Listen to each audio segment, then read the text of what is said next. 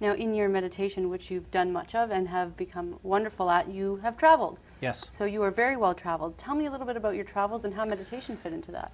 Well, being in the martial arts and training Kung Fu, which is an art that is my main art. I've trained many different martial arts, but Kung Fu is the one I started with. I always had dreams since I was a boy to go see China, because China is sort of where Kung Fu came from, and especially the Shaolin Temple. When I was growing up, the Bruce Lee films, all the films about the Shaolin Temple were always on the screens, and that was something that I look forward to. And I never did much traveling when I was younger, but I hit a certain age, and I had two businesses. I had my martial arts school. I had, we haven't talked about this much, but I had a hypnosis center running. And I finally said, I need to go. Something inside of me just said, you need to go. And I left people in charge of my businesses, and I went traveling.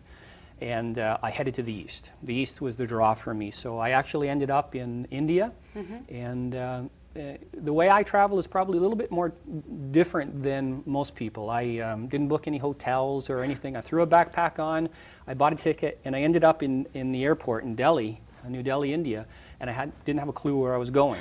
So it was like, okay, I'm here. What do I do now? And that's exactly what I wanted to experience, was being in the moment, not having everything planned out, but knowing that I would go day by day, and wherever that moment led me to would be the experiences that I would need to come in contact with. And what was your experience like there? It was an awesome experience, and I can't recommend travel enough to people. There's an education in school. School can give you a great education. There's educations in books. There's education that you can learn even from TV, as you're learning right now. But there is an education in travel that most people overlook, and that education is so crucial to not just, as individuals and having fun, but I think to the world in general. To be able to understand how other cultures live and how other people think around the world is so crucial to us living in a big, happy world together. Now, one thing that you experienced in your travels was that you were able to meet the Dalai Lama. How did you meet the Dalai Lama? This is another interesting question. Well, I ended up in Delhi, India, and I went and stayed at a guest house there. And there was a bus leaving for Dharamsala, where the Dalai Lama resides, which is the Indian government gave him refuge in this Himalayan city called Dharamsala. And there was a bus leaving there in 2 days. And I had no idea where I was going, but that bus just appeared and said, you're going to Dharamsala. So I bought a ticket for it.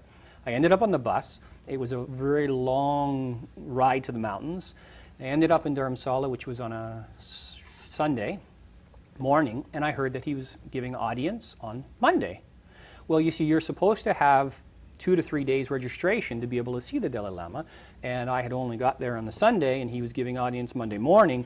So boy, oh boy, did I run around, talk to authorities, and do a lot of different things to try to persuade them that I would really like to see the Dalai Lama.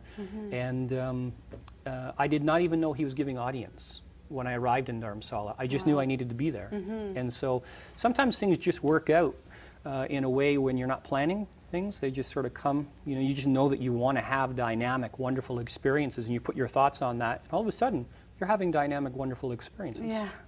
Well, what did you learn from him? Well, the Dalai Lama is a very interesting individual because he's so worldly. He's written so many books. I don't know how many books he has now.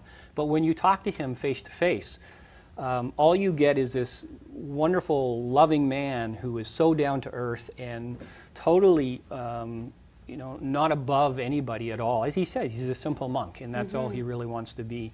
And when you're speaking with him, that's what you get. You're talking to another person, a person who is, of course, well meditated, well learned, and he just likes to share his ideas on those things. It was just a wonderful opportunity to meet somebody that I had really always wanted to meet, and it spontaneously occurred.